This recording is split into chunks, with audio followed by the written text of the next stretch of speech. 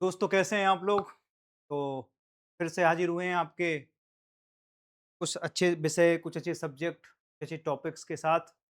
रोज़ की भांति आज फिर आपके सामने हैं, ठीक है? तो आज का सबसे पहला जो हमारा वो है टॉपिक है, वो टेक्नोलॉजी से रिलेटेड है ना?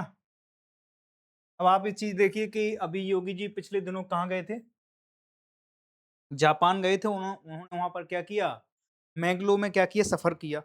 और मैग्लो में जब कोई सफ़र करता है, दुनिया की सबसे तेज़ ट्रेन है आज के समय मैग्लो, ठीक है?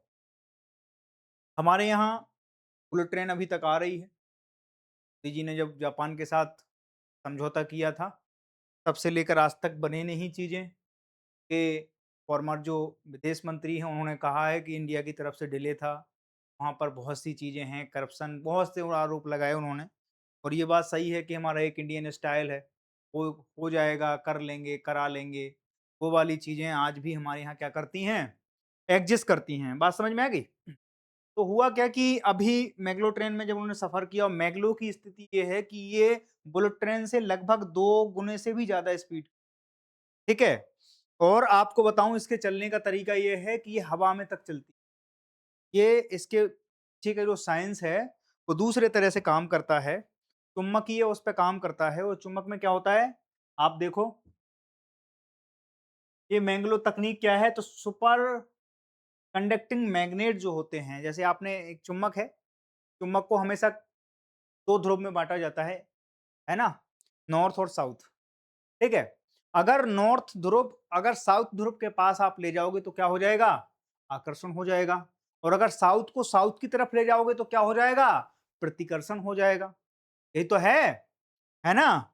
जैसे आप इलेक्ट्रॉन देखते हो, उस पर चार्ज कौन-सा होता है? तो माइनस चार्ज होता है।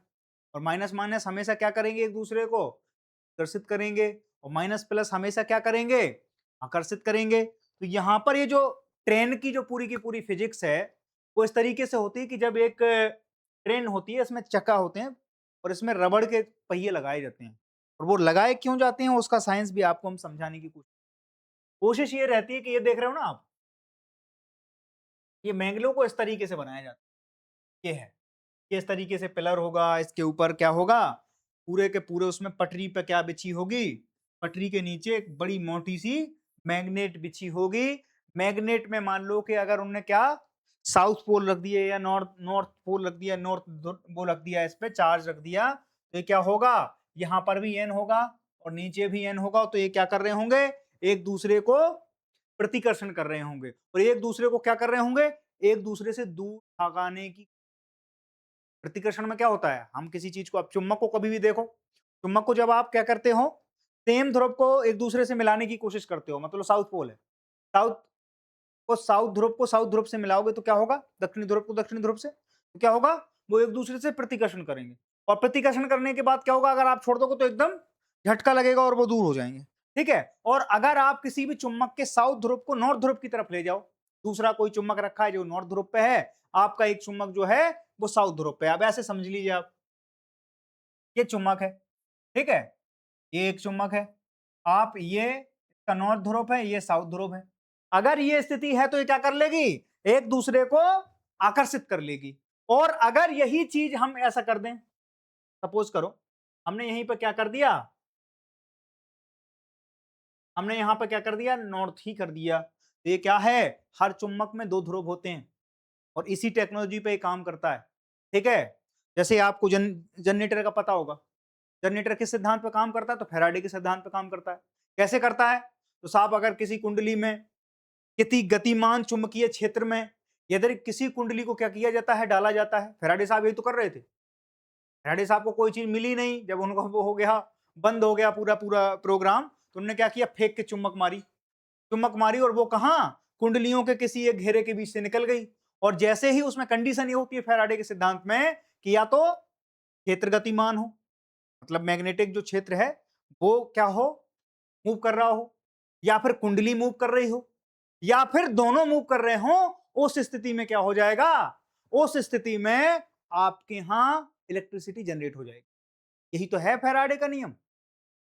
यहां पर देखो क्या स्थिति बन रही है, यहां पर स्थिति ये बन रही है, जो साइंस के विद्यार्थी वो जानते हैं कि हर एक चुंबक में दो ध्रुव होते हैं, नॉर्थ और साउथ। और इसमें क्या है, अगर हमने नॉर्थ नॉर्थ को जोड़ने की कोशिश करी तो वो एक दूसरे को क्या कर रहे होंगे, दूसरे को एक दूसरे से दूर भगाने की कोशिश, वो इस चीज का विरोध कर रहे होंगे कि हमें उसके पास मत ले जाओ, हम भी लड़ने वाले हैं, वो भी लड़ने वाला है, इसलिए वहां पर क्या हो जाएगा, खून खराबा हो जाए, मुझे उस तरफ मत ले जाओ। अगर आप किसी लड़ने वाले को किसी सांत्वना वाले के पास ले, हाँ हाँ वहां खून खराबा नहीं होगा, क्यों, वो पकड़ लेगा। आपने वो देखी परवेज रावल का वो डायलॉग, मुझे पकड़ पकड़ मुझे पकड़, वो पीछे से नहीं पकड़ता है तो बोले मुझे गुस्सा आ जाएगा, मुझे पकड़। तो वही चीज यहां पर होती है कि आपको ये देखना है, और यही सिद्धांत से क्या हो गया, ये चीजें बहुत, और ये कॉमन है दुनिया भर में। ये जो साइंस टेक की जो हम कहते हैं R&D होना चाहिए, रिसर्च और डेवलपमेंट होना चाहिए, ये बेसिक छोटी छोटी चीजें हैं। आप सोचो छोटे छोटे बच्चे जब साइंस फेयर में जाते हैं, एग्जीबिशन में जाते हैं, साइंस एग्जीबिशन हर जगह होते हैं, मैं खुद उसका बहुत बड़ा वो हूँ, मैं बहुत बड़ा मतलब एक तरह से प्रवक्ता रहा हूँ इन चीज़ों का, कि हर एक स्कूल में विज्ञान प्रदर्शनी लगना चाहिए, साइंस फेयर लगना चाहिए, साइंस एग्जीबिशन लगना चाहिए, बच्चों में इनोवेशन बढ़ता है। मेरे खुद का अनुभव है, मैं बहुत ज़्यादा गधा आदमी, जब से मैंने इनोवेशन करने के लिए साइंस फेयर, प्रदर्शनी वगैरह में मैंने क्या पार्टिसिपेट किया, मेरे अंदर की सारी चीज़ों का नज़रिया देखने का बदल गया। कोई भी चीज़ जब आप प्रैक्टिकल करते हैं, तो उसमें क्या चीज़ें हो जाती हैं, इस तरीके की चीज़ें हो जाती हैं। आपके बच्चों में अगर इनोवेशन आपको लाना है, तो उसके लिए उसको खुला छोड़ो, वो करने दो वो क्या कर रहा है, उसमें क्या होगी, जिज्ञासा होगी। जिज्ञासा जिस दिन हो जाए बच्चों में, क्यूरियोसिटी पैदा हो जाए, फिर वो क्या करते हैं, रिसर्च करते हैं, कई चीज़ों को क्या, मैंने मैंने बहुत डाँट खाई है। मेरे फादर मुझे बहुत डाँटते थे, मैं बहुत बारी-बारी करके बहुत सी चीज़ों को नुकसान भी हो जाता था, कई बार बहुत पैसे खर्च हो जाते थे, पर मैं कोशिश करना छोड़ता नहीं था। और मैं आपको बता दूँ जानकारी के लिए, बहुत मतलब राष्ट्रीय स्तर तक मैंने साइंस फेयर, एग्जीबिशन वगैरह में मेडलिस्ट भी रहा हूँ मैं। तो वो सारी चीज़ें मेरे साथ अच्छी चीज़ें रहीं। तो मेरे साथ कोशिश ये है कि मैं आपको उस नज़रिए से समझा पाऊँ कि अगर सोचो ये बहुत छोटा कॉन्सेप्ट है, लेकिन ये कॉन्सेप्ट अगर वहाँ पे चल जाए, जैसे मेरे साथ मेरा एक दोस्त था, उसका एक कॉन्सेप्ट था जो रेलवे में आज भी काम करता है। कोई ट्रेन आ रही है, उसने खाली सेंसर लगाया था, और सेंसर कहाँ पर, मान लो कोई जो रोड बनाए जाते हैं ना, जहाँ पर वो लगी होती है, जब ट्रेन आती है तो वो डल जाते हैं, फाट उन्होंने कहा गेट डल गए, एक डंडा सा आता है वो लग जाते हैं। तो उसके पहले क्या होता था कि जैसे कोई निकल रही है, ट्रेन आई है, और ट्रेन का क्या है, सेंसर है, सेंसर से जैसे वो निकलेगी, तो वो गेट क्या होते थे, एकदम नीचे गिर जाते थे। अब मान लो उसी समय कोई निकल रहा है, तो क्या हो जाता था, हादसा हो जाता था। किसी के ऊपर ही वो डंडा जाके गिर गया, किसी का सर फट गया, कई तरह की ऐसे हादसे की सरकार को जो वो मिली, जानकारी मिली। उसने इस छोटी सी चीज में क्या किया, एक कॉन्सेप्ट जोड़ दिया, उसने एक सेंसर लगा दिया। ट्रेन आएगी उससे पहले एक और सेंसर लगा दिया, जिससे क्या होगा, सीटी बज जाएगी। कि साहब सीटी बज जाए तो आपको पहले ही खड़ा हो जाना है, लोग पहले ही आपको रोकने की कोशिश करेंगे, जो गार्ड होगा यहाँ ऊपर, या जो रेलवे की तरफ से जो कर्मचारी होगा, वो क्या कर रहा होगा, वो उस तरीके से वहां बैठा होगा, वो बता देगा कि अब ट्रेन आने वाली है, अब गेट बंद होने वाले हैं, जिससे क्या होगा, हताहत होने से लोग बच जाते थे। ठीक है, इसमें देखो आप, छोटा सा कॉन्सेप्ट है, छोटा सा कॉन्सेप्ट क्या है कि हमने नीचे भी नॉर्थ पोल डाला, ऊपर भी नॉर्थ पोल डाला। अब ट्रेन आएगी, एक दूसरे को प्रतिकर्षित करेगी। अब क्या होगा कि वो नीचे से क्या कर रहा है, ऊपर की तरफ फेंक रहा है, ऊपर वाला क्या कर रहा है, नीचे वाले को नीचे की तरफ धकेल रहा है, लेकिन दोनों स्टेबल हैं एक तरफ है। तो क्या हो जाएगा, वो धरती से इतनी उठ जाएगी ट्रेन, कितनी उठ जाएगी, उसके हिसाब के पैरामीटर है कि कितनी चुम्बक, कितनी मजबूत, किस तरीके से लेनी है। तो वो क्या होगी, अपनी धरती से थोड़ा सा ऊपर उठी रहेगी जब वो चलेगी।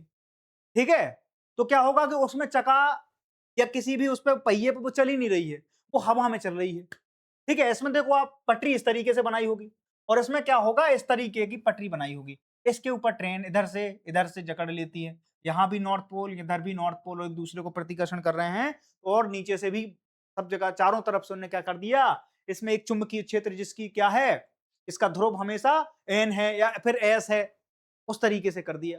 अब आई कहां पर, अब इसमें हादसा होने की भी रुकेगी कैसे साहब, उस पे एक्स्ट्रा प्रेशर दिया जाता है, जहां जहां पे क्या होता है, और स्पीड इतनी ज्यादा, अब इसमें स्पीड की क्या है, घर्षण होना ही नहीं है, चका की या पहिया की अपनी क्या है, कैपेसिटी है। कैपेसिटी क्या है कि साहब उसको एक नॉर्मल स्पीड से ज्यादा आप चला दोगे, तो उसका क्या है, एक सैचुरेशन पॉइंट होता है हर एक चीज का। सैचुरेशन पॉइंट के बाहर जब कोई चीज चली जाती है, तो फिर क्या है, हादसा होने की गुंजाइश है। रबड़ का अपना एक सैचुरेशन पॉइंट है, उससे ज्यादा आप उसको चला दोगे, गर्म हो जाएगा, घर्षण में तो क्या होती है, गर्मी उत्पन्न होती है, ऊर्जा की क्या होता है, ह्रास होता है, तो फिर क्या, वो टायर क्या होंगे, फट जाएँगे। अगर हम सोचो हमारे यहाँ की जो नॉर्मल वंदे भारत ट्रेन है मान लो, वंदे भारत ट्रेन की नॉर्मल स्पीड 120 मानते हैं। एवरेज उसकी जो स्पीड है वो 90-100 के बीच में रहती है।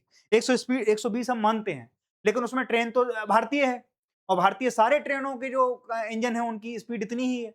लेकिन हम क्या करते हैं, एक्स्ट्रा प्रिविलेज देते हैं वंदे भारत को।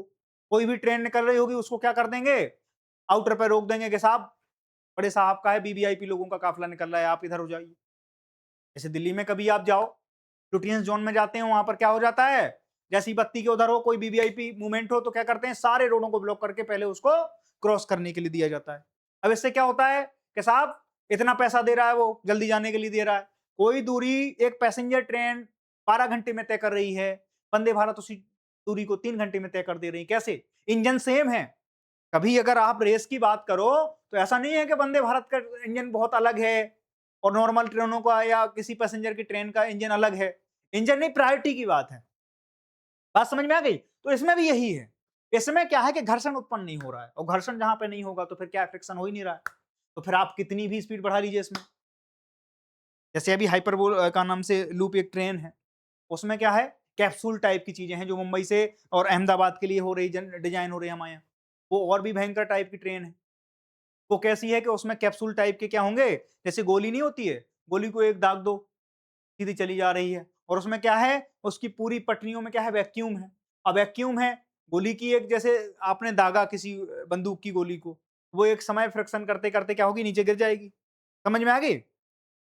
लेकिन यहाँ पे फ्रिक्शन है ही नहीं, क्योंकि क्या है, सारी चीजें वैक्यूम में है। ऐसी इसमें भी एक टेक्नोलॉजी काम करती है कि ये अपने क्षैतिज से थोड़ी उठी हुई होती है। जहाँ इसका बेस है उससे थोड़ा उठ जाती है। वो उठ क्यों जाती है, मैंने उसके पीछे की साइंस बताई आपको। कि एक नॉर्थ दूसरे, आप चुम्बक को कभी लगा के देखना, गैप बना रहेगा। हमेशा कितना छोटा सा गैप बना रहेगा, आप अगर उनको पकड़ लेंगे तो उतने पे ही रहेंगे वो। मतलब उतने से जाएंगे नहीं दूर, और अगर आप उनको छोड़ दोगे तो एकदम एक दूसरे के दूर भाग भाग जाएंगे। ठीक है? आप कभी एक चुम्बक को दूसरी चुम्बक के पास ले जाओ, उतनी दूर भागेगी वो। लेकिन क्या है, उसके पोल क्या होना चाहिए, सेम सेम डायरेक्शन के होना चाहिए। साउथ में साउथ की तरफ, नॉर्थ का नॉर्थ की तरफ। ठीक है? तो फिर क्या होगा, यहां पर कोई एक चीज आपको एक डायरेक्शन, मान लो साउथ है, तो इस ट्रेन के नीचे भी क्या होगा, वो साउथ होगा, और साउथ को साउथ के बीच में क्या होगा, एक छोटा सा गैप बन जाएगा। उसी गैप का हम क्या करते हैं, इस वाली ट्रेन में क्या करते हैं, इस टेक्नोलॉजी में यूज करते हैं। बात समझ में आ गई? आपको इसके पीछे की साइंस समझ में आई? तो इस तरीके से होता है। इसमें क्या करते हैं हम, अब देखो इसमें मैग्लो में और बुलेट ट्रेन में क्या अंतर है। बुलेट ट्रेन हमेशा काय पे चलेगी, पहियों पे चल रही है, तो इसकी इफिशियंसी उतनी नहीं होगी। कॉमन सी बात है, मैंने बताया ना, इसमें फ्रिक्शन होगा, फ्रिक्शन होगा तो गर्मी, ऊर्जा का ह्रास होगा। और एक चीज की एक लिमिट है, आप उससे ज्यादा दौड़ा दोगे तो चीजें क्या है, इंफ्रा ही नहीं है तुम्हारे पास, और वो चीजें एक दूसरे के कोलैप्स कर जाएंगी, बिखर जाएंगी, खत्म हो जाएगा मामला। ठीक है? तो ये सारी की सारी चीजें इसमें हैं, और इसकी स्पीड इसीलिए ज्यादा भी है। इसमें फ्रिक्शन है ही नहीं, तो सीधे चले जाएगा, चले जाएगा, जितनी आप दे दो उतने पे चला जाएगा। धरती है ही नहीं इसमें, धरती छोड़ रखी है इसने। तो आजकल सरकार ने भी इसी तरह की धरती छोड़ रखी है, इसीलिए स्पीड में जा रही है, और इसमें हादसा होने की गुंजाइश ज्यादा है। सोचो, आप एक चीज समझने की कोशिश करो कि अगर ट्रेन में कैजुअलिटी होती है कभी भी, मैं एक बेसिक वो बता रहा हूं आपको, ट्रेन में कैजुअलिटी अगर हो रही है तो हो सकता है कि अगर 500 लोग हैं, 1000 लोग हैं, तो उनमें 300 ही मरे, 700 बच जाएं। लेकिन अगर प्लेन में हादसा होता है, तो अगर 300 हैं तो 300 एक मतलब 300 में 101% पॉसिबिलिटी है कि एक आध बच पाए तो बच पाए। जिसने इजेक्शन सीट वगैरह निकाल दी तो ठीक है, इमरजेंसी उससे निकल गया तो ठीक है, अदरवाइज जो उसमें लपड़ गए वो मर के ही मानेंगे, उसमें कोई दूसरा इफ और बट नहीं है। बात समझ में आ गई? तो यहां पर वही चीजें हैं। इसमें देखो आप, टेक्नोलॉजी, चुंबकीय उत्पादन, मैग्नेटिक, लेविटेशन लगता है। ये पहियों द्वारा पटरी पर चलने वाली ट्रेन है। ठीक है? दोनों में क्या है, ये पहियों पे नहीं चलती है, पहियों के ऊपर। लेकिन पहिया लगा क्यों रहे हैं हम इसमें, इसमें छोटे छोटे पहिए हैं इसके इधर, कि जब ये ट्रेन वहां पर रोकना भी तो है, खाली चलाना थोड़ी है। इसको हमें इस तरीके से वो करना है, डिजाइन करना है कि ये एक दूरी तक काय पे चले, पहिए के ऊपर चले, पटरी के ऊपर चले, और फिर इस पे हम एक्स्ट्रा क्या डाल देंगे, प्रेशर डाल देंगे। तो फिर क्या करेंगे इसको, फिर वहां पर ये धरती पे आ जाए और चक्रों की बल चलने। यहाँ पर हमें क्या करना है, रेलवे स्टेशन बनाना है इसके। तो यहाँ स्टेशन बनेंगे, वहां पर ये क्या कर लेगी, वहां पर आ जाएगी अपने लेवल पे। और जैसे ही वहां से निकलेगी तो फिर काय पे आ जाएगी, अपने चुंबकीय क्षेत्र में आ जाएगी और ध्रुव कैसे होंगे, समान होंगे, तो क्या एक दूसरे को प्रतिकर्षण कर रहे होंगे। ठीक है, बात समझ में आ गई। अब देखो आप, इसमें क्या है, इसकी अधिकतम गति 600 से 700 तक होती है। ठीक है, 700 किलोमीटर प्रति घंटा। एक घंटे में आप कहां चले जाएंगे पता नहीं है। मतलब यहां से अगर आप चाहें दिल्ली से भोपाल, एक घंटा सवा घंटे में आप भोपाल पहुंच जाएंगे। ज्यादा से ज्यादा 1.5 घंटे मान लो, सवा घंटे सफिशियंट है। ठीक है, तो ये है। और यहां पर क्या है, 300 किलोमीटर प्रति घंटा, 150 पे अभी हमारी हाईएस्ट वंदे भारत है। देश की जो सबसे ज्यादा गतिमान ट्रेन है हमारी, वो वंदे भारत ही कितना है, 120 है अभी हमारी भारत का जो एवरेज, और एवरेज है 90, 70, 80, है ना। तो हमारे पास आप सोचो कितनी एफिशिएंसी बढ़ जाएगी आपकी। आप एक घंटे में चले जाओ यहां से, भोपाल का कोई व्यक्ति है, वो डेली अप डाउन कर लेगा दिल्ली, उसे मीटिंग करनी है और तत्काल में भागना है तो वो चला जाएगा, 5-6 घंटे में मीटिंग कर रुके फिर निकल जाएगा, प्लेन भी नहीं छोड़ेगा उसे जल्दी। प्लेन में सोचो बोर्डिंग वोर्डिंग में कितना टाइम लगता है। इसमें उन्होंने क्या किया, टिकट दिया, अंदर लिया और फिर इसके बाद निकल लिए साहब। बात समझ में आ गई। तो ये इसकी वो है, चलने का तरीका है हवा में लेविलेटेड होकर चलती है। ठीक है, मैंने बताया लेविलेटेड। ठीक है, इसमें क्या है, तुलनात्मक द्वारा पहियों की पटरी पे चलती है। ठीक है, ये शोर और कंपन ये बहुत कम करती है। अब इसमें क्या है, शोर और कंपन बहुत कम है, क्यों, क्योंकि वहां पर शोर होने की गुंजाइश ही नहीं है। हवा में चल रही है, केवल क्या हो रहा है, एक फोर्स दूसरे फोर्स को एक दूसरे से दूर धकेल रहा है, उसमें क्या हो रहा है, हमारा हमारा ये फायदा हो रहा है कि हमारी ट्रेन आगे बढ़ रही है। इसमें क्या है, कोई चीज घर्षण पैदा करेगी तो वो शोर भी करेगी, ऊर्जा का ह्रास करेगी तो क्या करेगी, तुलनात्मक अधिक है। आप सोचो, ये इतनी स्पीड में जा रही है, चक्कों पे चल रही है, पहियों पे चलेगी, तो क्या करेगी, उतनी तेज आपका आवाज करेगी। कोई ट्रेन मान लो पैसेंजर है, धीमे धीमे आती है चली जाती है, कोई दिक्कत नहीं। रोड पे गाड़ियां ज्यादा शोर करती हैं, ट्रेन कम शोर करती है, पटरी पे चलती है। उसके बाद ट्रेनों में भी कई क्वालिटी हैं। अगर ट्रेन 25 की स्पीड में चल रही है, 30 की स्पीड में, 40 की स्पीड में पैसेंजर चल रही है, तो कम शोर करेगी। और जितनी स्पीड आप बढ़ाते जाओगे चक्कों के रूप में, उतनी स्पीड ज्यादा बढ़ जाएगी। लेकिन उसके बाद क्या करते हैं फिर, उसमें फिर नॉइस प्रूफ ग्लास लगाए जाते हैं, इससे अंदर की आवाज बाहर और बाहर की आवाज अंदर ना आए। लेकिन एक बेसिक फैक्टर ये है कि इसमें आवाज ज्यादा आती है। इसमें आवाज आने का कोई खतरा इसलिए नहीं है कि आवाज की कोई बात ही नहीं है, इसमें टके ही नहीं है, हवा में चल रहा है मामला, तो आवाज कहां आएगी फिर। ठीक है, इसमें क्या है, रख रखाव, इसमें रख रखाव कम है, इसमें रख रखाव अधिक है। मैं तो एक खाली कॉन्सेप्ट लग रहा है ना, मेंटेनेंस इसमें बहुत कम रहेगा। ठीक है, और इसमें क्या है, अब ऊर्जा एफिशिएंसी देखो आप, एनर्जी एफिशिएंसी में क्या है, ये अधिक ज्यादा एफिशिएंट है। इसमें तो कुछ लग ही नहीं रहा है, हमारा फोर्स भी नहीं लग रहा है। आप सोचो, इलेक्ट्रिसिटी लग नहीं रही अपनी, ज्यादा नहीं लगेगी इसमें, क्योंकि हम एक मैग्नेटिक क्षेत्र का यूज कर रहे हैं इस पूरे के पूरे प्रोसेस को बनाने में। तो वहां पर मैग्नेटिक क्षेत्र है, चुंबक की लाइफ भी ठीक ठाक रहती है। तो इसमें क्या है, हमें ज्यादा इलेक्ट्रिसिटी की जरूरत है नहीं, ऊर्जा दक्षता इसमें ज्यादा रहेगी, इसमें तुलनात्मक रूप से कम रहेगी, क्योंकि इसमें क्या है, घर्षण से ऊर्जा ह्रास की बहुत ज्यादा गुंजाइश। ठीक है, अभी हमने बताया पर्यावरण प्रभाव पर बहुत कम है, इको फ्रेंडली है ये उससे थोड़ा कम है। ठीक है, उससे कम क्या है, डीजल वाली है, उससे कम फिर कोयला वाली है। तो इस तरीके से इनका हम क्या कर सकते हैं, वेरिएशन कर सकते हैं। बात समझ में आ गई आपको। तो ये था मैग्लो का पूरा पूरा जो है, और इससे क्या हो जाएगा, अब सोचो कनेक्टिविटी बढ़ जाएगी इससे, मथुरा से आगरा, आगरा से आपका लखनऊ, लखनऊ से सीधा आप प्रयागराज होते हुए बनारस चले जाओ, 2 घंटे 3 घंटे का रास्ता है पूरा, रुक रुक के भी जाओगे 2 घंटे में चले जाओगे और 2 घंटे में वापस आ जाओगे।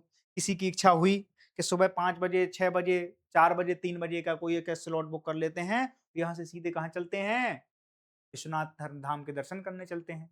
वो सुबह जाएगा, आरती करेगा, शाम को फिर वहां से बुकिंग करेगा और अपना चला आएगा, दिन भर वहां पर भजन करेगा।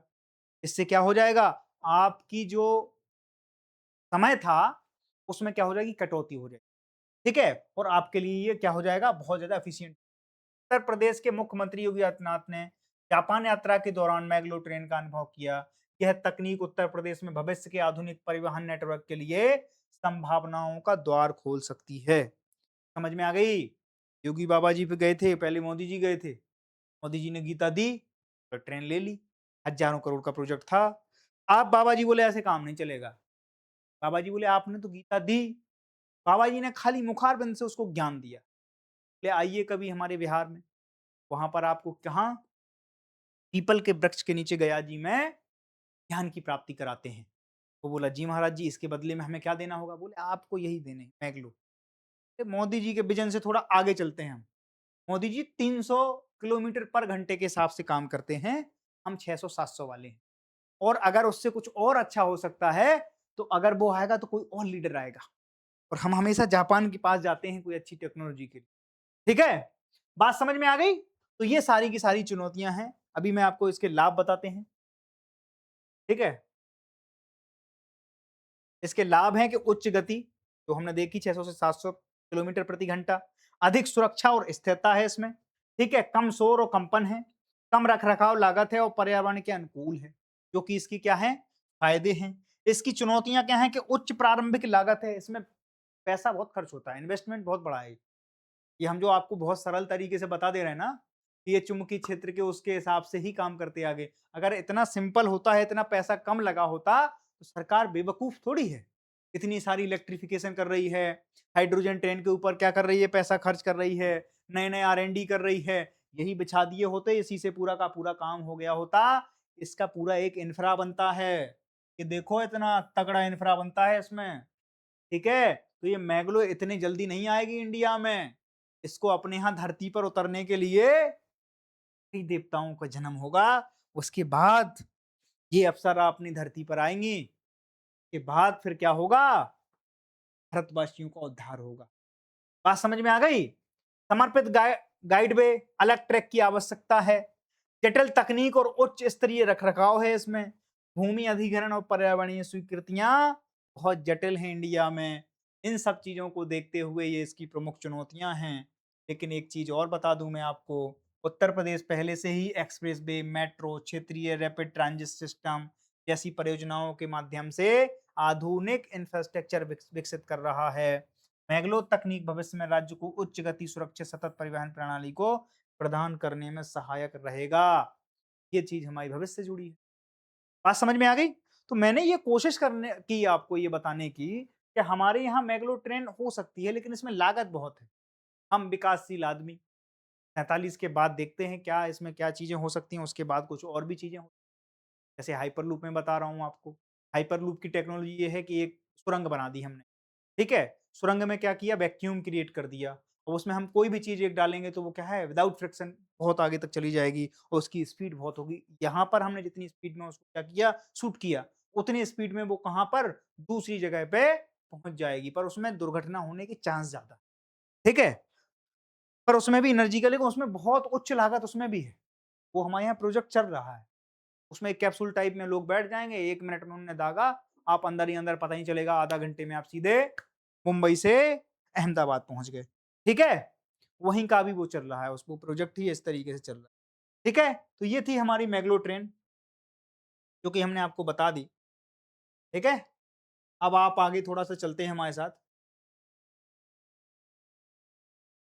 आगे दूसरी चीज़ है कि हमने भारत में ना डेंगू की वैक्सीन के लिए जापान की एक कंपनी है, उसको स्वीकृति दे दी कि वो क्या कर सकती है, भारत में डोजेज़ लगा सकती है। ठीक है? जापान की कंपनी है, उसने उसमें रिसर्च किया था। इसमें क्या है, ये 4 स्टेज के जो हमारे डेंगू के जो वो होते हैं, वायरस होते हैं, उन चारों के चारों पे क्या है, कवर कर देती है। 2 डोजेज़ इसमें लगते हैं। 1 डोजेज़ मान लो आज लग गया और 1 डोजेज़ 3 महीने के बाद 1 साल तक हम कभी भी ले, बात समझ में आ गई? तो ये 2 डोजेज़ होंगे, 2 डोजेज़ के बाद क्या होगा, मलेरिया पर लगभग 80% हम कंट्रोल पा सकते हैं, ऐसा दावा है। और वो क्या है, भारत में। अब भारत के साथ क्या दिक्कतें हैं? भारत में लगभग अभी जो हमने अभी डाटा आपको बता रहे हैं, सवा लाख के समथिंग, 1,13,000 लोगों को हर साल क्या होता है, मामले रजिस्टर्ड होते हैं। ठीक है?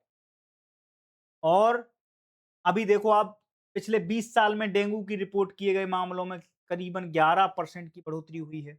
अभी वही मौसम आ गया है। जैसे अभी क्या चल रहा है, जुलाई चल रही है। जुलाई जब चल रही है तो ये जो मौसम है, ये आपको डेंगू का सबसे आदर्श मौसम माना जाता है। इसमें मच्छर ठीक-ठाक तरीके से क्या करते हैं, अपने खानदान की वृद्धि करते हैं। फिर वो खानदान को लेकर आपके पास आते हैं और खानदान को लेने के बाद फिर वो क्या करते हैं, थोड़ा-सा बस नाना पाटेकर साहब कहते थे, वो एक जो उन्होंने बोला था एक डायलॉग, वो बहुत अच्छा डायलॉग था और सच है ये बात। मच्छरदानी चल गई, मोर्टीन चल गया, है ना? ऑल आउट वगैरह सब कुछ हम लगाते हैं कमरों में, है ना? किस लिए लगाते हैं कि भाई साहब से हमें थोड़ा-सा डर है। और ये इनका इस तरीके से सिस्टम है कि अगर आपने इन पे ध्यान नहीं दे पाए, तो ये शुरू मौत मारते हैं। ऐसा नहीं मारते हैं, एक तो छोटा-सा वो होता है कि आपको बहुत भयंकर टाइप की वो लगती है कि यार इसका खानदान ही नष्ट कर देते हैं। लेकिन इसके बाद जो होता है वो रिएक्शन अलग तरीके से होता है। ठीक है? तो भारत के ड्रग कंट्रोल जनरल डीसीजीआई ने 20 जुलाई 2026 को, मैं 20 जुलाई की कितनी सारी घटनाएँ हैं। 20 जुलाई को देखो आप, ये घटना भी हुई। इस पे किसी ने कवर नहीं किया। देश की मीडिया जंतर-मंतर पे थी। जंतर-मंतर का मुद्दा बहुत सही था। मुद्दे में बहुत सारी चीज़ें थी। बिल्कुल ठीक थी। लेकिन हम इतनी बड़ी-बड़ी बातें भी हम क्या नहीं कर सकते हैं, नेग्लेक्ट नहीं करते हैं, इस पे हमने ध्यान नहीं दिया। तो ये हम आपको आज बता रहे हैं जिन पे कोई ध्यान नहीं देता है और हमारे काम की है, उसको हम लेके खोद के आते हैं। ठीक है? चारों जो सीरोटाइप में सुरक्षा देता है, एक ऐसा है, यह वैक्सीन डेंगू वायरस के चारों प्रकारों के सीरोटाइप से बचाव के लिए बनाई गई है। एक पे नहीं करता, ये चारों पे काम करता है। ठीक है? यह वैक्सीन स्किन के नीचे लगाई जाती है, ध्यान रखना, एक कई तरह की वैक्सीन होती है। एक मसल्स में लगाई जाती है, एक हमारे इधर लगाई जाती है, लेकिन ये कहाँ लगाई जाती है? स्किन के नीचे। फैट वगैरह जहाँ होता है, वहाँ पे ज़्यादा कोशिश है कि इसको लगा दो। तो ये क्या करती है? ये अपना असर दिखाना चालू करती है। निर्माण किसने किया? तो टेकेडा फार्मास्यूटिकल जो है वो है, कंपनी है, उसने इसको विकसित किया, जापान की। भारत में निर्माण के लिए 2024 में टकेडा और बायोलॉजिकल ई के बीच में एक क्या हुई, साझेदारी हुई। उसके बाद ये समझौता हुआ। इसके बाद ड्रग कंट्रोलर जो हमारा जनरल है, भारत के ड्रग कंट्रोलर जनरल डीसीजीआई ने 20 जुलाई को इसको मंजूरी दे दी कि आप ये चीज कर सकते हो, भारत के हित में भी है। ठीक है? भाई क्या है, अब इसमें कितने 50 मिलियन डोजेज को पहले लगाया जाएगा, लक्ष्य जो है इनका। ठीक है? इसमें कंपनी के क्लिनिकल ट्रायल के अनुसार दूसरी डोज के 1 साल बाद तक पुष्टि किए गए डेंगू मामलों में कितना है, 80% तक ये प्रभावी है। इस पर बहुत है इतना। मतलब दुनिया में टोटल जितने भी डेंगू के मामले आते हैं, उनमें 1/3 केवल भारत के होते हैं। तो भारत के लिए ये चीज़ क्या है, बहुत अच्छी चीज़ है। और भारत क्या करता है, कई जगह, जैसे हम कई जगह अपनी दवाएँ एक्सपोर्ट भी करते हैं। कई जगह से हम टेक्नोलॉजी वगैरह, उनके रिसर्च वगैरह क्या कर लेते हैं, इम्पोर्ट भी कर लेते हैं। उसी का ये हमें क्या दिख रहा है, परिणाम दिख रहा है। अब देखो, 4 से 60 साल की किसी की एज में भी हम इसमें लगा सकते हैं। 4 साल का बच्चा है तो भी इस डोज़ को ले सकता है ना? 5 एमएल से लेकर साढ़े 7 एमएल तक के इंजेक्शन आप हर टाइप के, जिस टाइप का जो व्यक्ति है उसको दे सकते हैं। जिन लोगों को पहले कभी डेंगू नहीं हुआ, वो भी ले सकते हैं, और जो पहले डेंगू से संक्रमित हो चुके हैं, वो भी ले सकते हैं। वैक्सीन लगवाने के लिए पहले किसी रक्त परीक्षण या स्क्रीन की ज़रूरत नहीं है, कोई स्क्रीनिंग की ज़रूरत नहीं है कि साहब ये नहीं ले सकते हैं। किसी को है डायबिटीज़ है वो नहीं ले सकते हैं, साँस की बीमारी है वो नहीं ले सकते हैं। कई बीमारियों पे कई दवाएँ ऐसी होती हैं, जिसमें आपकी स्क्रीनिंग होना ज़रूरी है, टेस्ट होना ज़रूरी है, क्योंकि वो क्या करती हैं, उनके साइड इफ़ेक्ट होते हैं। इसका साइड इफ़ेक्ट ये नहीं है कि कोई चीज़ इस तरीके से हो जाए कि आपको कोई पहले से कोई ऐसी दिक्कत है तो वो नहीं करवा सकते। वो कह रहे हैं इसमें सब लोग हैं, सबके लिए भंडारा है, सबके लिए नुक्ति की व्यवस्था है। आप आइए, पूरी सब्ज़ी ग्रहण करिए, बाद में आपको नुक्ति मिलेगी 5 एमएल। ठीक है? अब डेंगू के देखो लक्षण क्या-क्या होते हैं आपको पता है। तेज बुखार आ जाएगा, सिर दर्द होगा, आँखों के पीछे दर्द होगा, मांसपेशियों और जोड़ों में दर्द होगा, त्वचा पर चकले दाने, थकान, कमजोरी, ये सब लक्षण हैं पूरे डेंगू के जो आप लोग महसूस करते हैं हर बार, हर साल, हर मौसम में। बचाव क्या है, मच्छरों से बचें, साफ-सफाई का ध्यान रखें, रुके हुए पानी को हटाएँ। डेंगू से बचने के लिए दिल्ली सरकार जब थी, केजरीवाल साहब की सरकार थी, तो वो क्या करते थे? अपने घर के क्या मनी प्लांटों को क्या करते थे? पानी बदलते थे, कूलर को दूर रख देते थे, कूलर में से पानी हटाते थे। तो ये सारी चीज़ें डेंगू हटाने के लिए वो कर रहे थे। पूरा शरीर ढक कर रखें, डॉक्टरों की सलाह है और समय पर जाँच करवाते रहें। बात समझ में आ गई? ये सारी चीज़ें बचाव के तौर पर थी। तो आपने थोड़ी-थोड़ी चीज़ें समझी, ये उपलब्धि क्यों बड़ी है? तो भारत में डेंगू की रोकथाम के लिए एक मील का पत्थर साबित होगी। 1/3 दुनिया के मामले केवल इंडिया में हैं। तो भारत में क्या है, अगर हमें चाहिए तो इससे क्या होगा, एक रोकथाम हो जाएगी। स्वदेशी उत्पादन में वैक्सीन की उपलब्धता और सामर्थ्यता में सुधार होगा। स्वास्थ्य प्रणाली पर बोझ कम होगा और जान बचाने में मदद मिलेगी। भारत डेंगू नियंत्रण और प्रबंधन की दिशा में आत्मनिर्भरता की ओर बढ़ेगा। जैसे हमने ब्रह्मोस बनाई, रसिया और इंडिया की जॉइंट वेंचर रहा, तो हमने ब्रह्मोस बना ली। ऐसे ही में हमने क्या ये वैक्सीन बना ली, ठीक है? वैक्सीन का नाम क्या है? टुडेंगा, ठीक है? टुडेंगा टेक 003, ठीक है? तो ये पूरी की पूरी वैक्सीन का नाम है, उसके पीछे की वजह हमने आपको बताई, उसके आंकड़े कुछ हमने आपको रखने की कोशिश करी। तो ये वैक्सीन अभी इंडिया ने जापान के साथ जॉइंट वेंचर में तैयार की, ठीक है? तीसरी चीज़ जो है 20 जुलाई से ही रिलेटेड है, एक बहुत दर्दनाक और दुखद घटना भी सामने आई। देश की राजधानी से तो जो चीज़ें मंज़र हमने देख रहे थे, वो तो देख ही रहे थे। एक मंज़र जिसने हमें झकझोर के पर्सनली रखा, देश में क्या है, मज़दूर काम कर रहे थे, ठीक है? तिस्ता नदी प्रोजेक्ट में, ठीक है? तिस्ता स्टेज 4 की जो जल विद्युत परियोजना चल रही थी, ठीक है? दक्षिण सिक्किम में, उस पे काम कर रहे थे और उसमें क्या हुआ, एक छोटा-सा मीथेन गैस का क्या हुआ, ब्लास्ट हो गया। मीथेन गैस का ब्लास्ट हुआ तो क्या हो गई, वो पूरी की पूरी वो जो सुरंग थी वो ब्लॉक हुई, कई लोग उसमें दब के मर गए, कई लोगों की ठंड से मौत हो गई, कई लोग उसमें फँसे होने की आशंका है और हमें अभी तक जो जानकारी मिली, सूत्रों के हवाले से 20 मज़दूरों से ज़्यादा की मौत हुई है उसमें और कई घायल हुए। बात समझ में आ गई? तो ये सब की सब थी, ये आंकड़े नहीं हैं। कई लोग अपनी मज़दूरी के लिए गए थे, अपना घर पालने के लिए गए थे। अंदर ही अंदर काम होता है, आप तो देख ही रहे हो। इंफ्रास्ट्रक्चर इस तरीके से बनता है, मैंने जब कल आपसे बोला था एक वीडियो में, यार इस तरीके से काम नहीं होता है। आप देश का इंफ्रास्ट्रक्चर कैसे बन पाया? कैसे चीज़ें खड़ी होती हैं? हम युवा हैं, ये अच्छी बात है, लेकिन हम उतने ही भरोसेमंद युवा अगर बन गए, तो इस देश को हमारी लड़ाई बहुत लोगों से है यार। हम आपस में ही लड़ते रहेंगे, कैसे काम चलेगा? हमारी लड़ाई पड़ोस से है, हमारी लड़ाई चाइना से है, हमारी लड़ाई यूएसए से है। हमें उनसे ज़्यादा तरक्की करके दिखानी है। हमारी लड़ाई इस चीज़ से है। और अगर हम आपस में ही लड़ते रहेंगे, मरते रहेंगे, तो फिर इन चीज़ों पे ध्यान कौन देगा? एक इंफ्रास्ट्रक्चर बनाने में सदियाँ गुज़र जाती हैं, दशकों लग जाते हैं और 2 मिनट में आपने लिया, टाइल्स उखाड़ दी, गमले उखाड़ दिए, शीशे फोड़ दिए, गाड़ियाँ पलटा दी आपने। आपने क्या किया? तो ये चीज़ें अपन को ध्यान में रखनी है, बिल्कुल होशाबाश में काम करना है, बहुत होशाबाश में काम करना है, बहुत शांति तरीके से काम करना है। हमें अगर भड़कना है, तो अपने से खुद से भड़कना है। यार हम क्यों नहीं कर पाए? ये मैग्नो ट्रेन की टेक्नोलॉज़ी हम क्यों नहीं ला पाए? हमें ऐसी क्या दिक्कत थी? हम वो फ़ॉर्मूला तो देते। दुनिया आपके फ़ॉर्मूला लेने के लिए तैयार है। अरे कोई इंफ्रास्ट्रक्चर बनाने के लिए कैपिटल की ज़रूरत है। ब्रेन के लिए थोड़ी कैपिटल की ज़रूरत है। वो जो फ़ॉर्मूला आप बना रहे हो, वो दुनिया बना रही है। आखिर हिंदुस्तान की शिक्षा व्यवस्था में है क्या? आप पढ़ते, रिसर्च करते, आप भी यही फ़ॉर्मूला दे देते। जापान आपको फंड कर रहा होता कि सर हमें दे दीजिए अपनी टेक्नोलॉज़ी, अपना फ़ॉर्मूला हमें दे दीजिए। आप जो वैक्सीन जापान से ले रहे हैं, वो आप खुद बना सकते थे। लेकिन दिक्कत यही है कि हम जब तक अपने आप पे ये दोष देना नहीं चालू करेंगे कि यार हम ही की ज़िम्मेदारी थी, तो शांति बनाने की ज़िम्मेदारी हमारी ही थी। इस देश को बनाने की ज़िम्मेदारी हमारी ही है और जब तक ये चीज़ें हमारे अंदर नहीं आएँगी, तब तक हम कैसे इस चीज़ को बनाएँगे? ये बहुत दुखद घटना थी। ये इंफ्रास्ट्रक्चर बनाते-बनाते ये देश का निर्माण कर रहे थे और यही हमारे असली 30 लोगों की मौत है, बहुत दुखद है। भगवान इन परिवारों को ढाँढस दे। मैं शोक संवेदना इनको व्यक्त करता हूँ और देश के योगदान में ऐसे लोगों का जिनका कोई नहीं है, जिन्हें कोई मतलब नहीं है राजनीति से, ये अपना पेट पालने गए थे और ये उस निर्माण के कार्य में अपना योगदान दे रहे थे। ये उस चिड़िया की भांति हैं जो आग लगने पे चोंच से पानी भर के क्या कर रही थी, बुझाने का प्रयास कर रही थी। हो हल्ला नहीं कर रही थी। बात समझने की कोशिश करो आप लोग। तो क्या है 20 जुलाई 2026 रविवार, है ना? 20 जुलाई 2026 को क्या था? सोमवार था, ठीक है?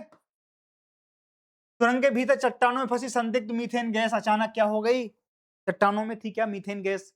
एकाएक विस्फोट हुआ। विस्फोट हुई जिससे घना धुआं और विषैली गैसें उत्पन्न हुई। इसके बाद क्या हुई? यह घटना हुई हेड रेस टनल नामची जिला दक्षिणी सिक्किम में हुई और पूरे के पूरे में क्या है? एनएचपीसी की तीसरा स्टेज चौथी स्टेज की चौथी जो वो थी, उस पे क्या थी? 500 मेगावाट की क्या है? परियोजना जल विद्युत परियोजना का क्या चल रहा था? काम चल रहा था। उसी टनल में ये क्या हो गया? ब्लास्ट हो गया। ये देखिए आप, क्या हालत रही होगी। और क्या है, 5 मजबूत मज़दूर अभी भी फँसे होने की आशंका है। ठीक है? बात समझ में आ गई? यहाँ पर कौन काम करता है? ये हमारी यूपीएससी से क्यों रिलेटेड है? डिज़ास्टर और मैनेजमेंट एक सेगमेंट है हमारी यूपीएससी के सिलेबस में। उसमें क्या होता है?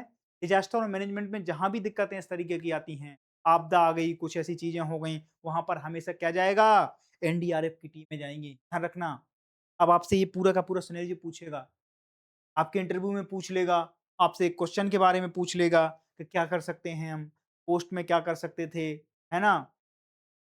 प्री मेजर क्या ले सकते हैं, पोस्ट मेजर क्या ले सकते हैं, करंट मेजर हमारे क्या होना चाहिए, वो सारी की सारी जानकारी आपको होना चाहिए कि अगर ऐसी कोई घटना हो रही तो उसके पहले हम क्या कर सकते थे, उसके बाद हम क्या करेंगे, उस समय हम क्या करेंगे क्विक रिलीफ के आधार पे, क्या हम फर्स्ट एड देंगे, क्या हमारे पास ऑप्शन है, ठीक है? तो वो सारी की सारी चीज़ें क्या हैं, हमें इन सब चीज़ों में बतानी पड़ेगी, यही चीज़ें, ठीक है? और ऐसी जगह पे ये क्या करते हैं, एनडीआरएफ, एसडीआरएफ, ठीक है? BRO, good road border road organisation, ITBP और स्थानीय प्रशासन राहत एवं बचाव कार्य में जुटे हैं। सुरंग के अंदर ऑक्सीजन, रोशनी और ड्रिलिंग मशीन की सहायता से रेस्क्यू जारी है। अब देखो ये पोस्ट वाली बात है। सबसे पहले क्या है, ऑक्सीजन की वहाँ कमी है क्योंकि ऑक्सीजन से ही तो मर रहे हैं लोग। ऑक्सीजन ले जाओ, रोशनी ले जाओ, कुछ दिख नहीं रहा है वहाँ पर, ठीक है? ड्रिलिंग करो मशीन से, क्योंकि वो वाला रोड क्या है, ब्लॉक हो चुका है, तो फिर अल्टरनेट रूट हमें क्या करना पड़ेगा, वहाँ पर विकसित करना पड़ेगा। अल्टरनेट रूट जितनी जल्दी विकसित हो जाए, उतनी जल्दी हम इनको क्या कर सकते हैं, रेस्क्यू करके बचा सकते हैं। बात समझ में आ गई? इसके बाद मौसम लगातार मलबा गिराने की वजह से अभियान में और चुनौती है। मौसम में क्या बारिश वगैरह होती है इस वाले मौसम में, और वहाँ तो घनघोर बारिश होती है। और घनघोर बारिश में क्या होती है, मलबा कंटिन्यू बहता रहता है। उन सब चीज़ों में हम कैसे काम करेंगे, उन सब की ट्रेनिंग मिलती है एनडीआरएफ वगैरह, एसडीआरएफ, ठीक है? तो ये सारी की सारी चीज़ें हैं जो मैंने आपको बता दी। अगली चीज़ और देख लेते हैं, ये और दुखद चीज़ है, दुखद भी है और हम क्या बोलें इस चीज़, हैं? कहाँ तो तय था चरागाह हर एक घर के लिए, कहाँ चराग मैसर नहीं है शहर के लिए, तो यहाँ दरख्तों के सायों में धूप लगती है। चलो यहाँ से और उम्र भर के लिए, एक पेड़ माँ के नाम हम क्या कर रहे हैं, अभियान चला रहे हैं। और इधर हम क्या कर रहे हैं, जंगलों का सूपड़ा साफ कर रहे हैं। लगभग 4.5 किलोमीटर तक का जंगल हम साफ कर रहे हैं, इसलिए कि हम क्या कर सकें, वहां से बहुत सारे मिनरल्स, बहुत सारा बॉक्साइट क्या कर सकें, निकाल सकें, और उसको क्या कर सकें, रिफाइन करके और अपना एक बेसिक लाभ कमा सकें। ठीक है? जब लोग कहते हैं कि क्या नाम से, आपने क्या किया, आपने पर्यावरण के नाम पे लोगों से कहा कि एक पेड़ माँ के नाम लगाइए। उसके बाद आपने अंडमान निकोबार जो द्वीप समूह था, के लिए है अब स्टेशन ऐसी जगह पे है कि हमें कई लोगों को चेक पे रखने के लिए वो सारी चीज़ें करनी हैं, वो भी ज़रूरी हैं। और यहाँ पर आप देखिए क्या है, तो कार्लापाट बॉक्साइट ब्लॉक जो हैं वो उड़ीसा के कहाँ, कालाहांडी जिले में एक पहाड़ी है।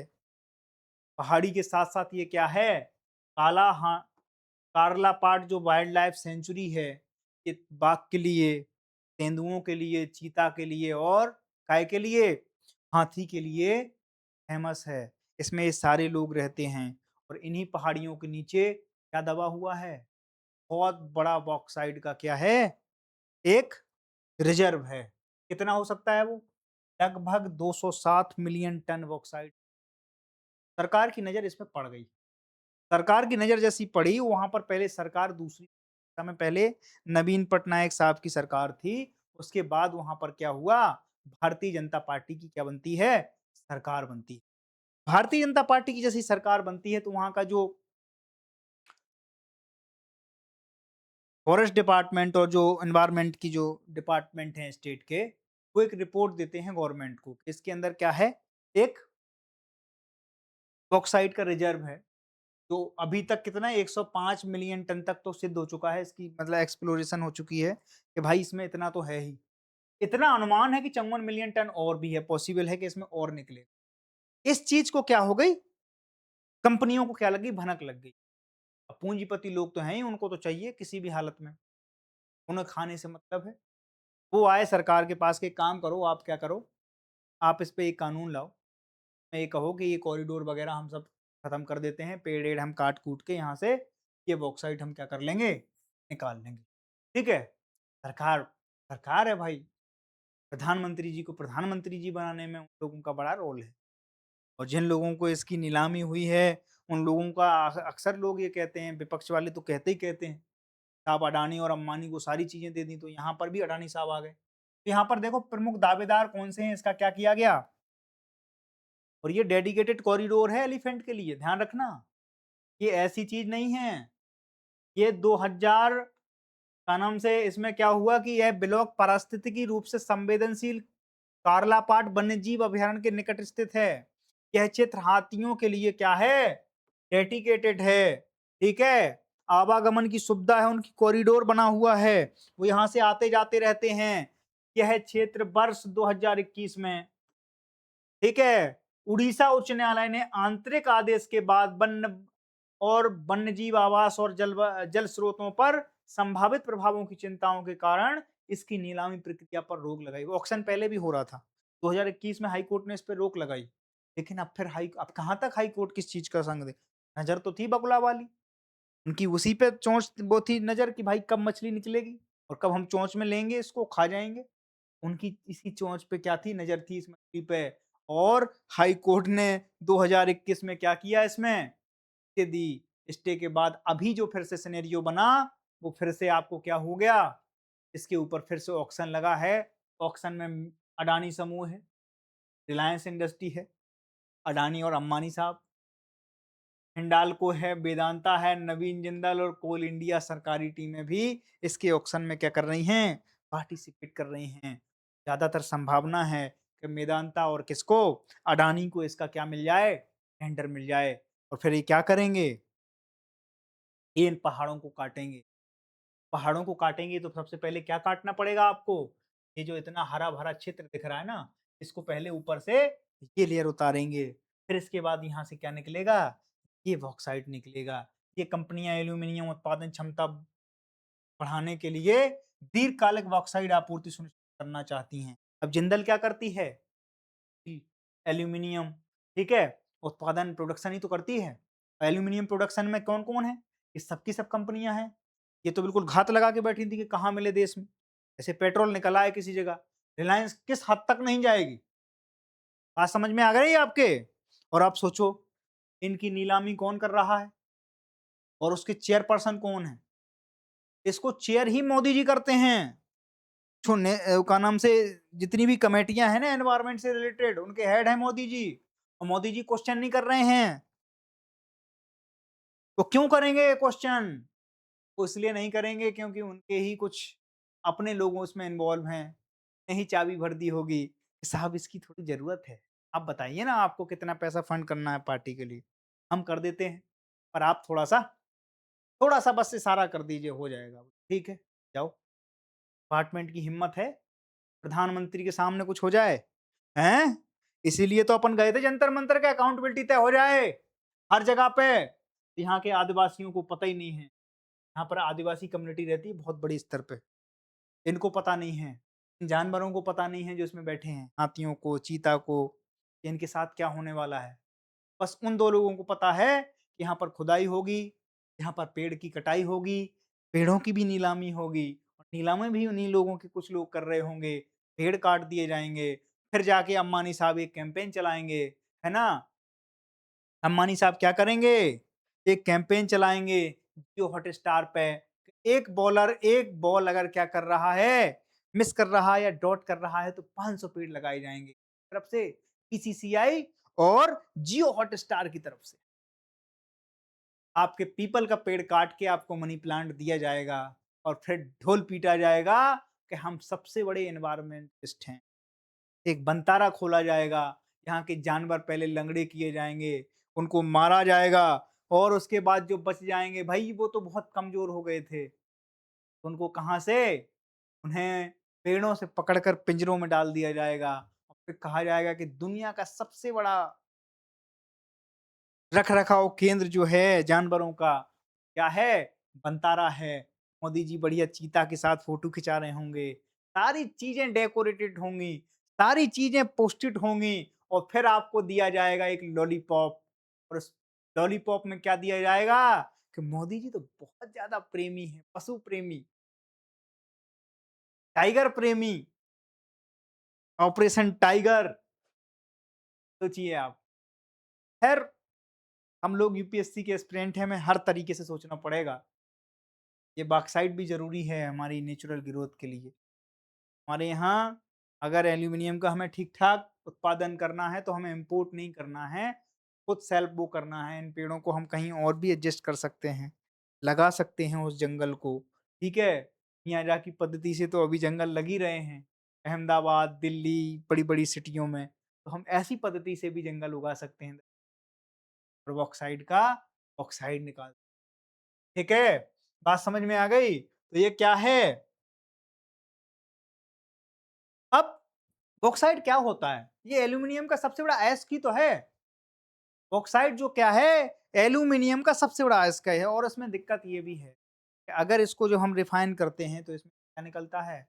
बहुत सारा वेस्टेज निकलता है और वो वेस्टेज अगर कहा अगर वो एनवायरनमेंट में फैल गया, जल में फैल गया तो वो सब चीज़ पॉल्यूटेड कर ये बिल्कुल रेड होता है। कभी इसकी फ़ोटो देखना आप, एकदम लाल हो जाएगा, इस मिट्टी को ऐसे लगेगा कि बिल्कुल ऐसे लावा की तरह है, बिल्कुल लाल, ठीक है? तो इस तरीके से चीज़ें हैं। सबसे बड़ा वर्जिन ग्रीनफ़ील्ड बॉक्साइट ब्लॉक में से एक है ये, अभी तक इसमें हाथ भी नहीं लगाया किसी ने, ठीक है? खनन बनाम पर्यावरण संरक्षण, कार्लापाट वन्यजीव अभयारण्य के निकट स्थित होने के बल्कि निकट क्या होने के बाद आप सोचो ये वन्यजीव अभयारण्य है, इधर से खुदाई चलेगी, कई हाथी इसमें कूद के मर जाएँगे, खत्म हो गई बातचीत। ठीक है? तो ये सारी की सारी चीज़ें हमारे साथ हैं। अब अगली चीज़ देख लेते हैं, हम आज के क्वेश्चन पे आते हैं। क्वेश्चन में देखो आप, कार्लापाट कोरलीगर पद बॉक्साइट ब्लॉक उड़ीसा के किस जिले में स्थित हैं? तो हमने बताया था कालाहांडी। भारत में स्वीकृत पहली डेंगू वैक्सीन कोडेंजा किस कंपनी ने विकसित की? तो टाकेडा, है ना? कोडेंजा वैक्सीन किस आयु वर्ग के लिए होती है? हमने बताया था 4 से 60 साल तक किसी में भी लगा दो आप, ठीक है? और 4 साल के 60 साल के बाद फिर क्या ही है? फिर तो कोई दिक्कत ही नहीं है, फिर लगाओ चाहे ना लगाओ, वो तो सब फिर पैथिक हो जाता है। तीस्ता स्टेज 4 जल विद्युत परियोजना किस राज्य में स्थित है जहां अभी हादसा हुआ? तो वो है दक्षिणी सिक्किम या सिक्किम में। राज्य में तो पूरा सिक्किम आएगा ना। और कार्लापाट ब्लॉक की नीलामी को हॉल में किस वजह से पहले रोका गया था? तो रोका गया था पर्यावरण और वन्यजीव याचिकाओं के कारण। उड़ीसा हाई कोर्ट ने इस पर रोक लगाई थी। अब आप देखो, इसमें क्वेश्चन देखो आप, एनवायरमेंट से रिलेटेड क्वेश्चन आएगा कि उड़ीसा के कार्लापाट बॉक्साइट ब्लॉक के दोहन को लेकर औद्योगिक विकास और पर्यावरण संरक्षण के बीच उत्पन्न द्वंद्व की ऊपर चर्चा करें। हमेशा ऐसे क्वेश्चन हमेशा बनते हैं। थोड़ा बहुत ट्विस्ट आएगा उन चीजों में, पर अगर ऐसी चीजों को आप प्रैक्टिस करना चालू कर दिए ना, तो आप ऐसी चीजें बना ले जाएंगे। थोड़ी बहुत जानकारी हो और आप फ्रेम कर दो तो चीजें आपकी संभल जाएंगी और उस तरीके से आप उसको प्रस्तुत कर पाएंगे। भारत में डेंगू के बढ़ते मामलों को परिप्रेक्ष्य में कोडेंजा वैक्सीन के महत्व की सीमाओं का मूल्यांकन करें। क्या केवल वैक्सीन ही डेंगू नियंत्रण के लिए पर्याप्त है? मैं भी देख लो आप। देखो इसमें क्या है, जब हम कहेंगे क्या ऐसा ही है तो नहीं, एकीकृत दृष्टिकोण आवश्यक है। स्रोत नियंत्रण और स्वेच्छा वेक्टर नियंत्रण और जन जागरूकता, त्वरित निदान और उपचार, निगरानी और शोध, इन सब में सबकी भी तो जरूरत है। अवेयरनेस की भी तो जरूरत है। पानी घर में रखोगे और फिर कहोगे कि मच्छर हो रहे हैं, अब कहां तक बचाएगा फिर? ठीक है। निर्माणाधीन सुरंग जल विद्युत परियोजनाओं में मीथेन गैस रिसाव जैसे खतरों के प्रमुख कारण क्या हैं? और हिमालयी क्षेत्र में ऐसी परियोजनाओं के लिए सुरक्षा मानकों को कैसे मजबूत किया जा सकता है? अब देखो यहाँ सुरक्षा मानक पूछ रहे हैं आपसे। क्वेश्चन ऐसा नहीं आएगा कि उसमें मर गए थे क्या हुआ, नहीं। ऐसी हम चीजों के मतलब हम कहते हैं कि वो इशू क्या है, उसकी उसका सॉल्यूशन क्या है। सॉल्यूशन बेस्ड कोई चीज है तो ठीक है। अगर खाली प्रॉब्लम बेस है तो फिर दिक्कत है। आप सॉल्यूशन बेस्ड हैं कि नहीं? जैसे अभी पेपर लीक हुआ, पेपर लीक पे सब बात कर रहे हैं, सॉल्यूशन बेस्ड पे बात ही नहीं कर रहे हैं। सर इसका सॉल्यूशन क्या है, उस पे चर्चा करो ना कि हम ऐसा भी कर सकते हैं, हम इस तरीके से भी कर सकते हैं, एनक्रिप्टेड कर सकते हैं, ऑनलाइन सारी चीजें 1 घंटे के पहले करो। आप 4-4 सेट बना के रखते, आप जो ट्रैकिंग होती है उस पे ध्यान दो, पैकेजिंग पे आप ध्यान दे सकते हो, सोचो आप मॉल से एक चीज़ नहीं ला सकते हो बाहर, गार्ड रहे ना रहे वो सारी चीज़ें ट्रैक हो जाएँगी। हाल के हाल पता लग जाएगा कि कैसी चीज़ें। आप सरकारी तंत्र में वो सारी चीज़ें यूज़ ही नहीं करते हो जो दैनिक जीवन में हो ही रही हैं आज के समय में। उसमें कोई अलग से ऐसा निंजा टेक्निक थोड़ी लगानी है आपको। सोचो इस शर्ट पे कोई ऐसी कॉलर पे वो एक जो टैग लगा होता है, पेपर की पैकेजिंग में वो टैग लगा दो आप। वो टैग वन टाइम यूज़ होता है उसका। अगर वो टैग खुल ही नहीं सकता सीधा कटेगा। अगर वो टैग कट गया तो मान लो खत्म है मामला। तो टैग काट नहीं सकता। अभी क्या होता है कि लिफाफा है, लिफाफा फाड़ा, लिफाफे में से कच, कच, कच, कच फोटो की और फिर इसके बाद क्या किया दूसरा लिफाफा सील बंद लो खत्म हो गई बात। अब ऐसा नहीं होगा। जहाँ लिफाफे पैक हो रहे हैं वहाँ पर वही सील लगा दीजिए आप। जो बैच आता है ना वो एक डंडी टाइप का, उस बैच को लगा के देखो आप। कैसे नहीं होगा तो इस सॉल्यूशन पे बात होनी चाहिए। क्योंकि आप सोचो कि कितना सेंसिटिव मुद्दा बन चुका है आज के समय पर लीग। और कोई अगर मान लो डीप स्टेट इसमें इन्वॉल्व हो गया और उसने सोचा कि भारत को अस्थिर कैसे करना है, बहुत सिंपल काम है। एक पेपर फिर लीक करा देते हैं, कितना मुश्किल होगा उसके लिए। किसी को भी दबाव में ले आएगा वो, किसी के भी बच्चे को किडनैप कर लेगा। हाँ भाई एक पेपर की बुक को कुछ नहीं करना, तू केवल फोटो लेके सर्कुलेट कर दे इंटरनेट पे। उसका कुछ भी काम नहीं है, पूरे देश में आग लग जाएगी अब। फिर पेपर लीक से एक चीज ये भी तो सामने आई है कि वो कितना सेंसिटिव चीजें हैं। ठीक है, तो हमेशा सॉल्यूशन बेस्ड प्रिपरेशन को हमेशा सॉल्यूशन बेस्ड बनाइए, है ना? प्रॉब्लम बेस अगर बना रखी हो तो फिर दिक्कत है। तो इन चीज़ों के सॉल्यूशन क्या हो सकते हैं? मान लो कि आज एक तीस्ता पे काम हुआ, कल दूसरे तीस्ता जैसे किसी पहाड़ी पे काम होना है, हिमालय क्षेत्र में और भी हमें कंस्ट्रक्शन करना है। वहाँ पर फिर कोई मीथेन गैस का कोई भंडार होगा, वहाँ पर और हम क्या मेजर ले सकते हैं? हमारे मेजरमेंट क्या हो सकते हैं? तो उन चीज़ों पे हमेशा बात होनी चाहिए। उन चीज़ों के हिसाब से मैं कहता हूँ कि हमेशा मैं खड़ा हूँ आपके साथ। आप हमेशा रहिए, होशाबास में रहिए और कोई भी इस तरीके से आप सोचो आप अच्छे लोग हैं, आप कितने भावुक हैं, आपको कोई कह दे रहा है, उठा के पत्थर मार दो, मार दे रहे हैं आप। ऐसा नहीं होना चाहिए। आपके खुद का कॉमन सेंस होना चाहिए। देश की संपत्ति जब तक आप अपनी संपत्ति नहीं मानोगे, आप किस पुलिस को मार रहे हो? उस पुलिस को मार रहे हो जो तुम्हारी सुरक्षा में लगी है। हम हमारी जड़ों को काट रहे हैं क्या? मार लो अच्छा आप, आर्मी को भी मार ही लो। वो कल हट जाते हैं, आप देख लो फिर अपना 2 घंटा देख लो बस। तरीके से चीज़ें नहीं होती हैं बेटा। वो हमारी सुरक्षा के लिए भी तो ज़िम्मेदार। उनने जो किया उनका हिसाब-किताब होना चाहिए। वो उनकी दूसरी व्यवस्था है होने के लिए। वो कोर्ट से बच नहीं सकते हैं। शक्लें उनकी याद हैं, वो ब ज़िम्मेदारी के तहत एक सिस्टम के थ्रू आए हैं। पर वहाँ पर जो बिना शक्लों के हैं, जिनका कोई धरती धर्म राजा नहीं है, उनका क्या होगा? वो तो अपने मज़े लेके निकल लेंगे। बात समझ में आ गई ना?